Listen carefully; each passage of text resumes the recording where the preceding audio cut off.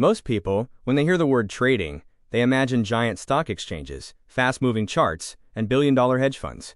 News channels and media make it look like a grand event, something only experts can understand.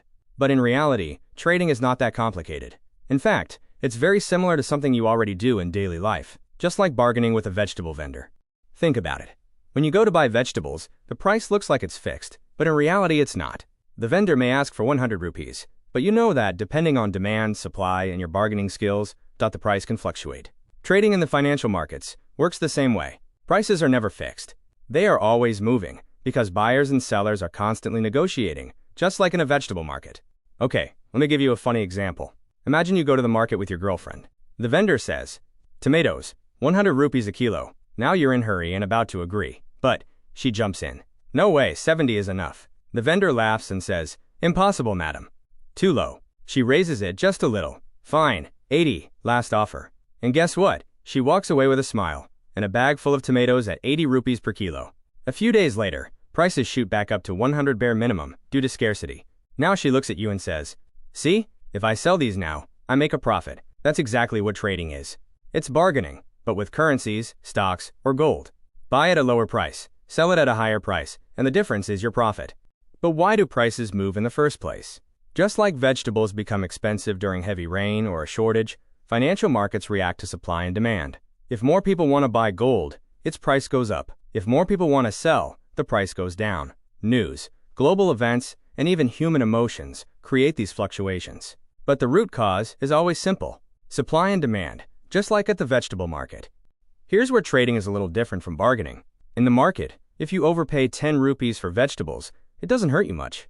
But in trading, one wrong move can cost you a lot. That's why risk management is key. Successful traders don't try to win every bargain.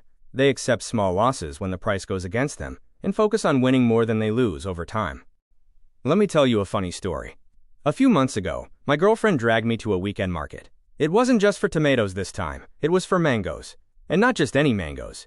These were the famous Alfonso mangoes. The vendor proudly said, 500 rupees a dozen. Now my girlfriend's eyes widened. She didn't step back, she stepped forward. No chance, she said. 350. The vendor laughed out loud. Madam, these are Alfonso, not regular mangoes.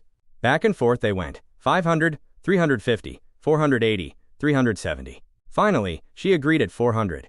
She handed over the money and walked away smiling with her mangoes. I asked, why did you settle at 400? You could have fought more and maybe got it at 380. She looked at me like I was crazy and said, are you serious? We were standing in the sun for 15 minutes. For 20 rupees, I'd rather save my energy. Anyway, I'll win big on the next bargain. That's when it hit me. This is exactly what trading is about. In real markets, if you keep fighting every price move, you risk losing everything. Sometimes it's smarter to let go of a small loss, like those extra 20 rupees, instead of being stubborn. Because in trading, just like in the mango market, the goal isn't to win every single fight. It's to walk away with more wins than losses over time, and keep your account, or in this case, your fruit basket, safe. So the next time you see complex charts or breaking news about markets, remember this: trading isn't some mysterious grand event. It's simply bargaining on a bigger stage. The products are currencies, stocks, or gold, and the prices fluctuate every second. If you understand how to buy smart, sell smarter, and manage your risks, you already understand the basics of trading. In the next videos, I'll show you how to move from this simple idea into practical strategies you can apply in real markets. If that sounds useful, subscribe and follow along. Because as long as you stick to your idea and rules, trading is simpler than the media makes it seem. But if you don't, may God bless you